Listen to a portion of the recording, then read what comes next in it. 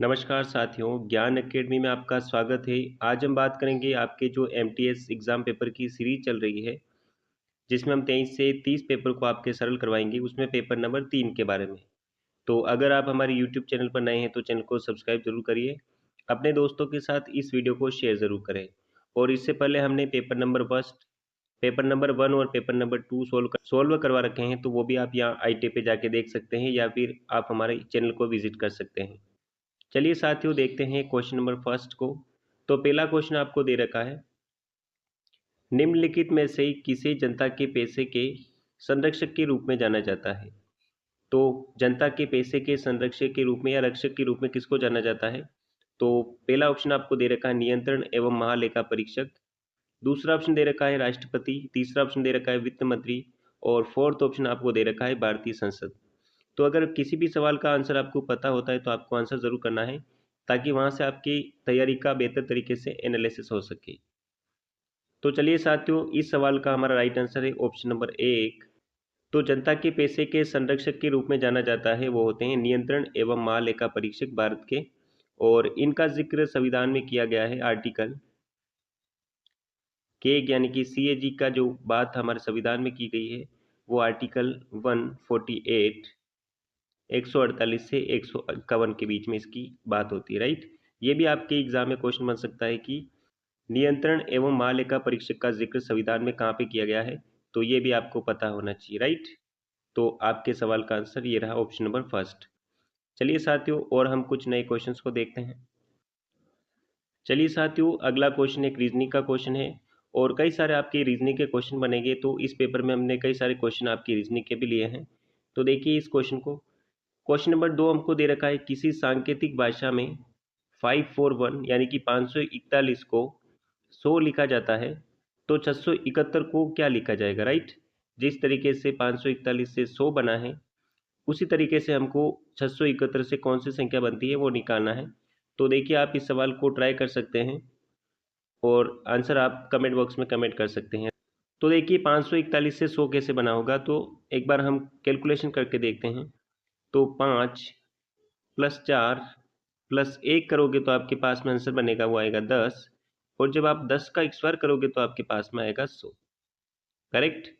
उसी तरीके से देखिए हमें पता पड़ रहा है कि इस तरीके से इन संख्याओं को हमें जोड़ना है, यानी कि यहाँ पे भी हमको करना पड़ेगा 6 plus 7 plus 1 is equal to 13 और 1 होता है 14। तो यहाँ पे भी हमको 14 का स्क्वायर करवाना है, और 14 का स्क्वायर होता है 196। तो हमारे इस सवाल का राइट आंसर होगा ऑप्शन नंबर फर्स्ट। तो ऐसे आपको पैटर्न समझना है कि किस टाइप से आपके क्वेश्चन पूछे जा सकते हैं। ज़रूरी नहीं है कि ये क्वेश्चन आपको बनेंगे, लेकिन वहाँ पे भी आपको घटा के भी देखना पड़ेगा, जोड़ के भी देखना पड़ेगा, और आंसर निकालना पड़ेगा जल्दी से, राइट। चलिए साथियों, अगला क्वेश्चन देखते हैं, क्वेश्चन नंबर 3। तो इस तरीके से हमारा ऑप्शन नंबर फर्स्ट जो है करेक्ट आंसर है। अगला क्वेश्चन देखते हैं साथियों। अगला सवाल एक सिंपल सवाल है पॉलिटी से आपके, संविधान के कौन से भाग में, यहाँ पे कौन से भाग में पंचायतों का वर्णन किया गया है। तो हमें बताना है कि संविधान में कहाँ पे पंचायतों का वर्णन है। ये बिल्कुल सिंपल क्वेश्चन है, तो इसका आंसर आप कमेंट बॉक्स में ज़रूर कमेंट करें। तो संविधान में पंचायतों का वर्णन है वो है भाग, आपको ध्यान में रखना है, भाग 9 में पंचायतों का वर्णन किया गया है। और अगर ये भी आपके एग्जाम में क्वेश्चन पूछा जा सकता है कि नगर पालिकाओं का वर्णन संविधान में कहाँ पे किया गया है, तो ये भी आपको ध्यान में रखना है कि नगर पालिकाओं का वर्णन है वो आर्टिकल 9 भाग 9 ए में किया गया है, राइट। या फिर हिंदी में कहेंगे तो भाग 9 क में किया गया है नगर पालिकाओं का वर्णन। चलिए साथियों, अगला क्वेश्चन देखते हैं। तो हमारा ऑप्शन नंबर फोर्थ बिल्कुल राइट आंसर है। ये तो एक सिंपल क्वेश्चन है, आपको पता होना चाहिए, राइट। चलिए साथियों, अगला क्वेश्चन देखते हैं। चलिए साथियों, अगला क्वेश्चन देखते हैं, क्वेश्चन नंबर फोर्थ। ये भी एक सिंपल क्वेश्चन है, लेकिन अगर आपको थोड़ी सी भी इसकी समझ होगी तो आप इस सवाल का आंसर निकाल लेंगे, राइट। तो सवाल आपको दे रखा है, महात्मा गांधी दांडी अभियान आरंभ किया था। महात्मा गांधी ने, यहाँ पे होगा ने, दांडी अभियान आरंभ किया था। तो हमें इस लाइन को पूरा करना है कि साइमन कमीशन के विरोध में दांडी अभियान आरंभ किया था। ऑप्शन नंबर 2 हमको दे रखा है, नमक कानून भंग करने के लिए दांडी अभियान शुरू किया था। ऑप्शन नंबर 3 आपको दे रखा है, पूर्ण स्वराज की मांग पर जोर डालने के लिए दांडी यात्रा शुरू की गई थी। और फोर्थ ऑप्शन आपको दे रखा है कि सांप्रदायिक पंचाट के विरोध में दांडी यात्रा शुरू की गई थी। तो ये भी एक सिंपल क्वेश्चन, इसका करेक्ट आंसर आप कमेंट बॉक्स में कमेंट कर सकते हैं। तो अगर किसी भी सवाल का राइट आंसर अगर आपको पता होता है तो आपको कमेंट जरूर करना है, ताकि आपकी तैयारी का बेहतर एनालिसिस हो सके, राइट। तो हमारे इस सवाल का राइट आंसर होगा ऑप्शन नंबर 2, यानी कि नमक कानून को तोड़ने के लिए महात्मा गांधी जी ने दांडी अभियान आरंभ किया, दांडी यात्रा की शुरुआत हुई थी, राइट। तो ये एक सिंपल क्वेश्चन था। चलिए साथियों, अगला क्वेश्चन देखते हैं, और ये क्वेश्चन आपको आना भी चाहिए, राइट। अगला सवाल देखिए, ये भी एक महत्वपूर्ण क्वेश्चन है आपके एग्जाम के लिए। पॉलिटी से कई सारे आपके एग्जाम में क्वेश्चन बनते हैं, तो ये क्वेश्चन भी आपके लिए महत्वपूर्ण क्वेश्चन है। निम्न में से कौन सा शब्द 42वें संविधान संशोधन के द्वारा प्रस्तावना में जोड़े गए शब्दों में शामिल नहीं है? तो इन 4 शब्दों में एक शब्द ऐसा है जो कि 42वें संविधान संशोधन के माध्यम से प्रस्तावना में नहीं जोड़ा गया था, वो पहले से प्रस्तावना में मौजूद था, राइट। तो देखिए ऑप्शन को देखते हैं। पहला ऑप्शन दे रखा है अखंडता, दूसरा ऑप्शन दे रखा है पंथ निरपेक्ष, तीसरा ऑप्शन है समाजवादी, और फोर्थ ऑप्शन आपको दे रखा है बंधुत्व। तो हमारा सवाल था कि 42वें संविधान संशोधन के द्वारा कौन सा शब्द नहीं जोड़ा गया था, तो हमारा ऑप्शन नंबर फोर्थ बिल्कुल राइट ऑप्शन होगा। ये तीनों शब्द जो है 42वें संविधान संशोधन के माध्यम से प्रस्तावना में ऐड किए गए थे, लेकिन ये शब्द पहले से मौजूद था, राइट। ऑप्शन नंबर फोर्थ हमारा करेक्ट आंसर होगा। ये आपको इस तरीके से ध्यान में रखना है, या ऐसा भी आपके एग्जाम में सवाल बन सकता है कि कौन कौन से शब्द 42वें संविधान संशोधन के माध्यम से जोड़े गए थे, तो ये भी आपको ध्यान में रखना है। अखंडता, पंथ निरपेक्ष या फिर धर्मनिरपेक्ष, और एक था समाजवादी, राइट। तो इस तरीके से आपको ध्यान में पता रखना है सारी चीजें, ताकि बेहतर तरीके से आप सवालों को हल कर पाए, राइट। चलिए साथियों, एक और क्वेश्चन देखते हैं। ये क्वेश्चन भी आपके लिए सिंपल क्वेश्चन होगा। यदि किसी महीने का प्रथम दिन गुरुवार है, तो 15 तारीख से 5वां दिन कौन सा होगा? हमें निकालना है 15 तारीख के बाद 5वां दिन कौन सा होने वाला है। तो देखिए इस सवाल को कैसे हल करना है, क्योंकि कई सारे क्वेश्चन आपकी, क्योंकि कैलेंडर से कई सारे क्वेश्चन आपके एग्जाम में बनते हैं लीप वर्ष अलीप वर्ष के बारे में। तो देखिए इस सवाल को कैसे हल करना है। तो सबसे पहले आपको निकालना है कि विषम दिन कितने बनते हैं, राइट। तो देखिए इस सवाल को आप कैसे हल करोगे। तो हमें पता है कि फर्स्ट दिन तो है, महीने का फर्स्ट दिन है वो है गुरुवार, राइट। तो फर्स्ट दिन है गुरुवार, वापस से गुरुवार कब आएगा, तो 1 तारीख में जब आप 7 दिन ऐड करोगे, यानी कि 8 तारीख को वापस आएगा गुरुवार, और 8 में जब आप 7 को ऐड करोगे तो वापस से 15 तारीख को आएगा गुरुवार, और वापस से आएगा 22 तारीख को गुरुवार, करेक्ट। ये यहाँ तक आपको पता चला होगा, सारे गुरुवार इस तरीके से आएंगे, राइट। अब हम देखते हैं कि हमें कौन से दिन की बात की गई। तो हमें बताया गया है कि 15 तारीख से 5वां दिन, 15 में आप 5 को ऐड करोगे तो आपके पास में आंसर आएगा 20। टोटल दिनों की संख्या हो गई 20। हमें पता है कि 22 तारीख को तो है गुरुवार, तो 21 तारीख को कौन सा वार होगा, और हम निकाल लेंगे यहाँ से 20 तारीख को कौन सा वार होगा, राइट। तो 21 तारीख को गुरुवार से एक दिन पहले यानी कि बुधवार, राइट, और बुधवार से एक दिन पहले यानी कि मंगलवार। तो इस तरीके से निकाला जाता है किसी भी वार को। तो इस तरीके से आंसर निकाला जाता है। तो 20 तारीख का जो वार होगा वो होगा मंगलवार, राइट। तो हमारा ऑप्शन नंबर 3 बिल्कुल राइट आंसर है। चलिए साथियों, अगला क्वेश्चन देखते हैं। ये भी आपके लिए सिंपल क्वेश्चन है। हमारा सवाल दे रखा है कि सही विकल्प का चयन कीजिए, और ये इस प्रकार से हमको ऑप्शन दे रखे हैं, राइट। तो ई हम देख लेते हैं कि ई कौन से नंबर पे आता है, एच कौन से नंबर पे आता है, के कौन से नंबर पे आता है, एन कौन से नंबर पे आता है, और क्यू कौन से नंबर पे आता है, राइट। फिर यहाँ हम हमारा आंसर निकालेंगे, राइट। तो ई की बात करेंगे तो ई आता है 5वें नंबर पे, करेक्ट। एच की जब आप बना के देखोगे तो एच नंबर पे आएगा, वो आएगा 8वें नंबर पे। तो एच आता है 8वें नंबर पे। के की अगर आप बात करोगे तो के आता है 11वें नंबर पे, एन आता है 14वें नंबर पे, और क्यू जो आता है वो आता है 17वें नंबर पे, राइट। हमें निकालना है कि अगला शब्द कौन सा है। तो अगला शब्द निकालना बिल्कुल सिंपल तरीका है कि हमें क्या करना पड़ रहा है, सब में 3 3 ऐड करना पड़ रहा है। 8 में भी 3 ऐड करोगे तो 11 बनेगा, 11 में भी 3 ऐड करोगे तो 14 बनेगा, और 14 में 3 ऐड करते हो तो 17 बनता है। तो अगला शब्द आएगा, यानी कि 17 में हमको क्या करना है, 3 ऐड करना है, यानी कि क्यू के बाद हमको देखना है कि तीसरा शब्द कौन सा है, राइट। क्यू के बाद आता है आर, एस और टी, राइट। तो हमारा ऑप्शन नंबर 2 बिल्कुल राइट आंसर होगा, राइट। क्यू में जब आप 3 को ऐड करोगे तो आपके पास में आएगा क्यू के बाद में आर, एस और टी, राइट। तो हमारा सवाल का आंसर होगा ऑप्शन नंबर 2। तो वहाँ पे भी आपको जल्दी से जल्दी करके देखना है कि ये आपको पता होना चाहिए कि कौन से नंबर पे कौन सा शब्द आता है, राइट। या फिर आप बना के भी देख सकते हैं कि कौन से नंबर पे कौन सा शब्द आता है, राइट। तो इस तरीके से निकाला जाता है। अगला सवाल देखते हैं क्वेश्चन नंबर 8। चलिए साथियों, अगला क्वेश्चन ये भी एक सिंपल क्वेश्चन है, कई सारे स्टूडेंट को इसका आंसर आता होगा। क्वेश्चन नंबर 8 हमको दे रखा है, भारत की सबसे अधिक सीमा कौन से देश से लगती है, यानी कि किस देश के साथ भारत की सबसे मैक्सिमम सीमा लगती है वो हमको निकालना है। ऑप्शन दे रखा है चाइना, बांग्लादेश, पाकिस्तान और म्यांमार। तो इसका आंसर जल्दी से आप कमेंट बॉक्स में कमेंट करें। तो हमारे इस सवाल का राइट आंसर होगा ऑप्शन नंबर 2, यानी कि बांग्लादेश के साथ हमारी सबसे अधिक सीमा लगती है। कंफ्यूज होते हैं कि कौन देश के साथ सबसे अधिक सीमा लगती है, तो वो देश है बांग्लादेश। अगर ऐसा सवाल हो कि किस देश के साथ सबसे कम सीमा लगती है, तो ये सवाल का आंसर आप कमेंट बॉक्स में कमेंट करें। तो इसका सवाल का आंसर भी आपको कमेंट बॉक्स में कमेंट करना है। तो इसका आंसर होगा 106 किलोमीटर लंबी बाउंड्री लगती है वो अफगानिस्तान के साथ। हालांकि वहाँ पे अभी कब्जा है पाकिस्तान का। तो हमारे सवाल का, इस सवाल का तो सबसे कम वाला अगर सवाल पूछे तो उसका आंसर होगा अफगानिस्तान, और सबसे अधिक वाला सवाल पूछे तो बांग्लादेश के साथ लगती है 4096 किलोमीटर लंबी लगभग, राइट। ये आपको ध्यान में रखना है, सवाल आपके एग्जाम में बन सकता है दोनों में से कोई भी, राइट।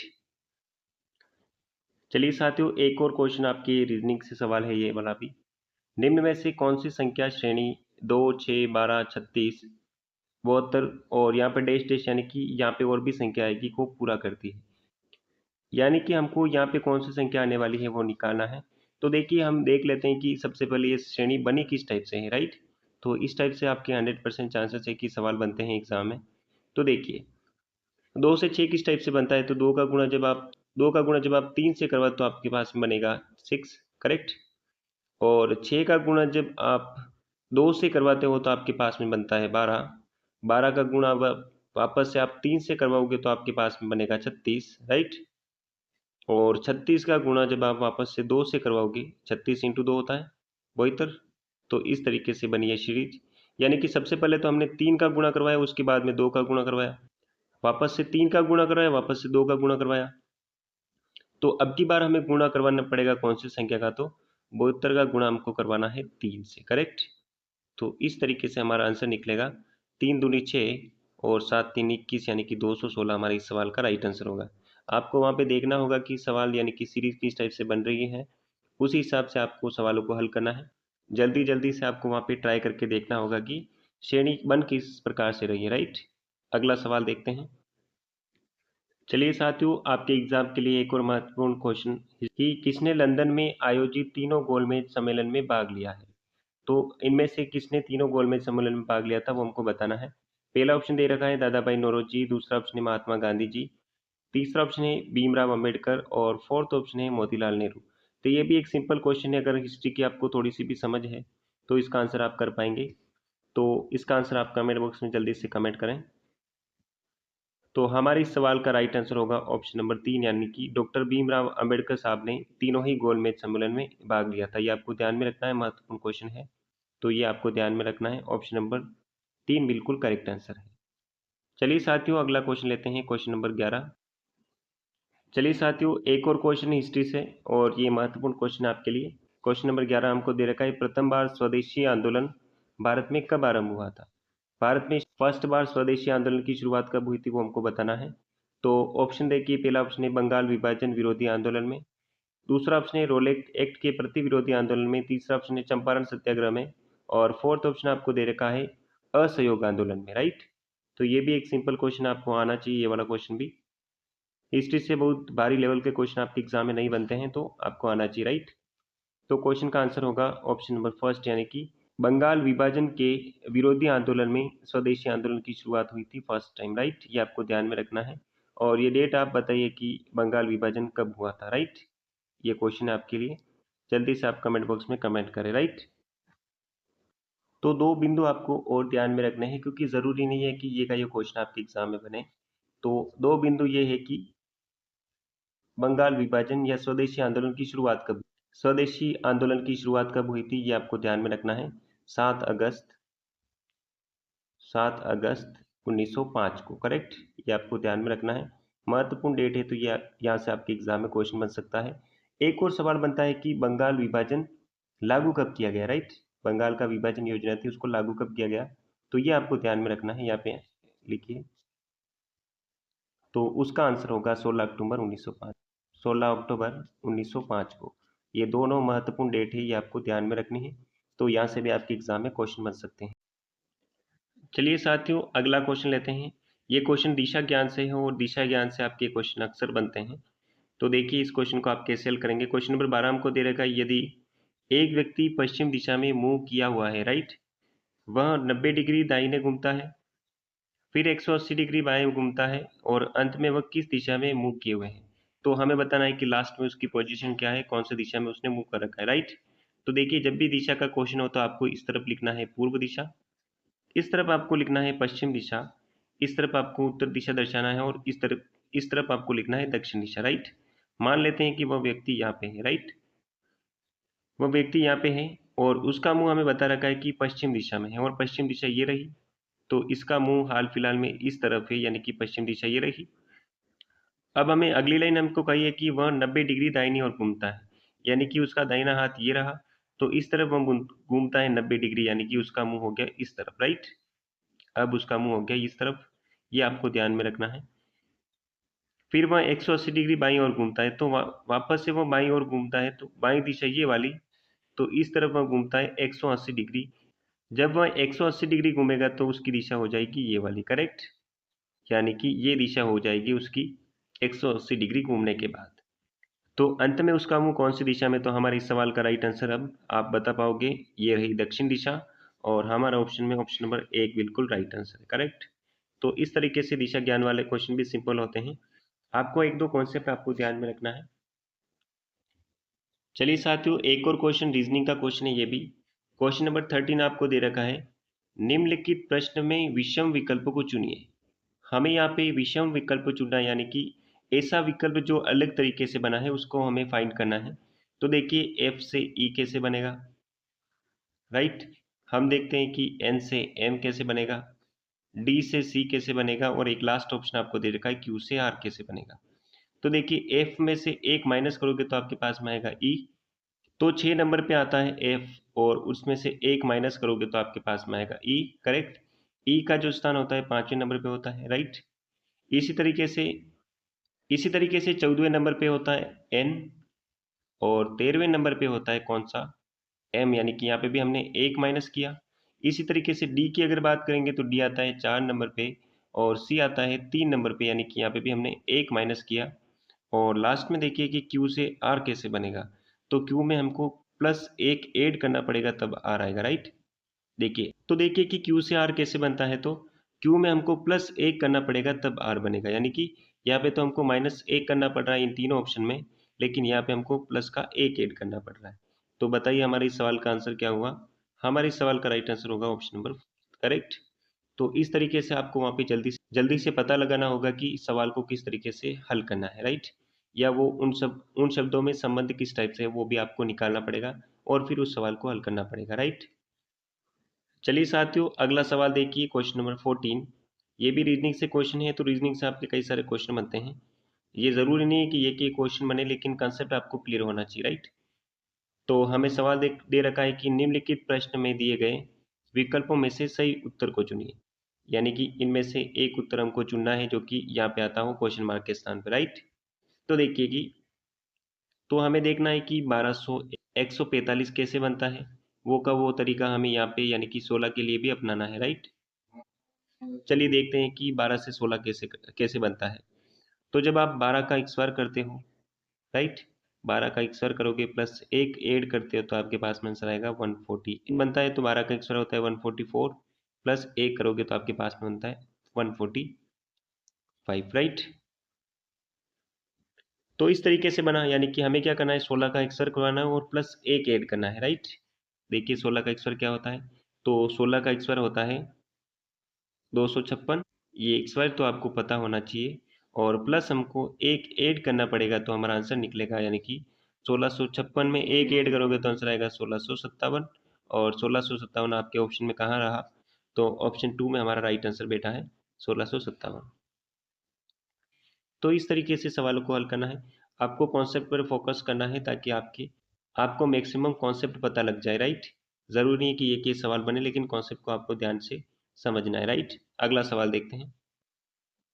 चलिए साथियों, एक और क्वेश्चन नंबर 15। ये भी एक सिंपल क्वेश्चन है, लेकिन तरीका आपको पता होना चाहिए कि उसको कैसे हल करना है, राइट।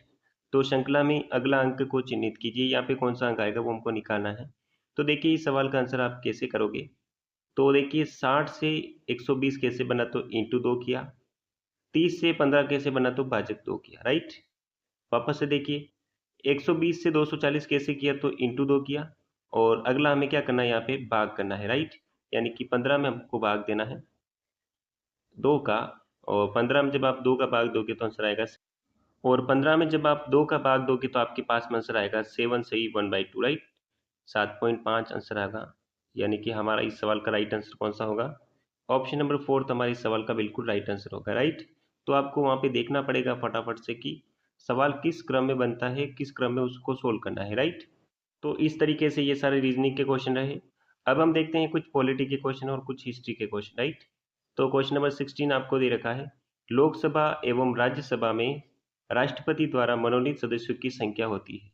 यानी कि कितने सदस्य, कितने मेंबर को नॉमिनेट करता है राष्ट्रपति लोकसभा और राज्यसभा में, राइट। तो पहला ऑप्शन आपको दे रखा है 12 से 3, यानी कि लोकसभा में तो 12 और राज्यसभा में 3। दूसरा ऑप्शन है लोकसभा में 12 राज्यसभा में 2। तीसरा ऑप्शन है लोकसभा में 2 राज्यसभा में 12। और चौथा ऑप्शन आपको दे रखा है लोकसभा में तो 1 और राज्यसभा में 12। तो ये भी एक सिंपल क्वेश्चन, इसका आंसर जरूर आपको आना चाहिए। अगर आपको पॉलिटी की थोड़ी सी भी समझ है तो इस क्वेश्चन का आंसर आप दे पाएंगे। तो हमारे इस सवाल का राइट आंसर होगा ऑप्शन नंबर 3, यानी कि लोकसभा में तो 2 मेंबर को नॉमिनेट किया जाता है राष्ट्रपति के द्वारा, और राज्यसभा में 12 मेंबर को नॉमिनेट किया जाता है राष्ट्रपति के द्वारा। ये आपको ध्यान में रखना है डायरेक्टली। ये क्वेश्चन अक्सर बनता है आपके एग्जाम में, राइट। तो कंफ्यूज नहीं होना है, लोकसभा में तो 2 और राज्यसभा में 12, राइट। अगला सवाल देखते हैं। अगला सवाल ये भी महत्वपूर्ण क्वेश्चन है आपके एग्जाम के लिए, क्वेश्चन नंबर 17, कि राज्यसभा के सदस्य का कार्यकाल होता है, तो कितने वर्षों का कार्यकाल राज्यसभा के एक मेंबर का होता है, वो हमारा मेन क्वेश्चन है। पहला ऑप्शन है कि 5 वर्ष का, दूसरा ऑप्शन है 6 वर्ष का, तीसरा ऑप्शन है 4 वर्ष का, और फोर्थ ऑप्शन आपको दे रखा है 2 वर्ष का। तो ये भी एक सिंपल क्वेश्चन है, आपको ये क्वेश्चन भी जरूर आना चाहिए। तो लोकसभा का जो मेंबर होता है उसका कार्यकाल 5 वर्ष होता है, ठीक है। जो हम वोट दे के जिनको प्रत्यक्ष तरीके से चुनते हैं, जो सांसद होते हैं, तो उनका कार्यकाल होता है 5 वर्ष का, राइट। लेकिन राज्यसभा के जो मेंबर होते हैं उनका कार्यकाल की बात हमें पूछी गई है, तो उनका कार्यकाल होता है 6 वर्ष का। ये आपको महत्वपूर्ण क्वेश्चन है, आपको ध्यान में रखना है, ऐसे क्वेश्चन आपके एग्जाम में बनते हैं, राइट। तो कई सारे स्टूडेंट इसको 5 वर्ष ऑप्शन करेंगे, लेकिन वो ऑप्शन गलत है। तो राज्यसभा के एक सदस्य का कार्यकाल होता है 6 वर्ष का, और हर एक तिहाई सदस्य हर 2 वर्ष के अंतराल में, और हर दूसरे वर्ष में एक तिहाई सदस्य सेवानिवृत्त होते हैं, राइट। ये आपको ध्यान में रखना है कि हर 2 वर्ष के बाद में एक तिहाई सदस्य सेवानिवृत्त होते हैं, राइट। ये पॉइंट भी आपको पता होना चाहिए। तो ये भी एक सिंपल क्वेश्चन है, लेकिन आपको कंफ्यूज कर सकता है। क्वेश्चन है मंत्रिमंडल में होते हैं, तो मंत्रिमंडल में इनमें से कौन कौन शामिल होता है, वो मेन हमारा सवाल रहा। तो पहला ऑप्शन दे रखा है कि मंत्री, राज्य मंत्री और उप मंत्री। दूसरा ऑप्शन है केवल कैबिनेट के मंत्री। तीसरा ऑप्शन है केवल कैबिनेट एवं राज्य मंत्री। और फोर्थ ऑप्शन आपको दे रखा है प्रधानमंत्री, कैबिनेट मंत्री एवं राज्य मंत्री, राइट। तो मंत्रिमंडल में इनमें से कौन शामिल होता है? तो देखिए ये आपको पता रखना है कि मंत्रिमंडल में केवल कैबिनेट के मंत्री शामिल होते हैं। ऑप्शन नंबर 2 जो है हमारा बिल्कुल राइट आंसर है, राइट। यानी कि मंत्रिमंडल में केवल कैबिनेट के मंत्री होते हैं, लेकिन मंत्री परिषद जो बनती है, तो मंत्री परिषद में देखिए कौन कौन होता है, राज्य मंत्री भी होते हैं, राइट, उप मंत्री भी होते हैं, और कैबिनेट के मंत्री भी इसमें शामिल होते हैं। ये आपको महत्वपूर्ण चीजें हैं, ये आपको पता होने चाहिए। जरूरी नहीं है कि मंत्रिमंडल से ही क्वेश्चन बने, मंत्री परिषद से भी आपके एग्जाम में सवाल बन सकते, तो ये आपको पता होना चाहिए। चलिए साथियों अगला क्वेश्चन देखते हैं, क्वेश्चन नंबर 19। चलिए साथियों अगला क्वेश्चन है क्वेश्चन नंबर 19। ये भी एक सिंपल क्वेश्चन है जीके का, ये आपको पता होना चाहिए। विश्व का सबसे छोटा महासागर है, तो विश्व का सबसे छोटा महासागर कौन सा है? और इसका आंसर होगा ऑप्शन नंबर 2, यानी कि आर्कटिक महासागर सबसे छोटा महासागर है। ये तो आप सबको पता ही होगा। अगला सवाल देखते हैं क्वेश्चन नंबर 20। अगला सवाल है क्वेश्चन नंबर 20। ये क्वेश्चन आपके एग्जाम में पूछा जा सकता है कि भारतीय विदेश नीति विदेश नीति का निर्माता किसको माना जाता है? यानी कि भारत की जो विदेश नीति है उसके जनक किसको कहा जाता है? तो पहला ऑप्शन है पंडित जवाहरलाल नेहरू जी, दूसरा ऑप्शन है अंग्रेजी गवर्नमेंट, तीसरा ऑप्शन है सरदार पटेल और फोर्थ ऑप्शन हमको दे रखा है भारतीय संविधान। तो हमारे इस सवाल का राइट आंसर जल्दी से आप कमेंट बॉक्स में कमेंट करें। तो इस सवाल का राइट आंसर होगा ऑप्शन नंबर 1, यानी कि भारतीय विदेश नीति के जनक के रूप में पंडित जवाहरलाल नेहरू साहब को जाना जाता है, राइट। ये एक महत्वपूर्ण क्वेश्चन आपके एग्जाम के लिए हो जाता है। तो ये कुछ क्वेश्चन रहे हैं आपके एग्जाम के लिए। मिलते हैं नेक्स्ट वीडियो में एक और नए मॉडल पेपर के साथ, वहाँ पर हम कुछ और नए क्वेश्चंस को डिस्कस करेंगे। All the best.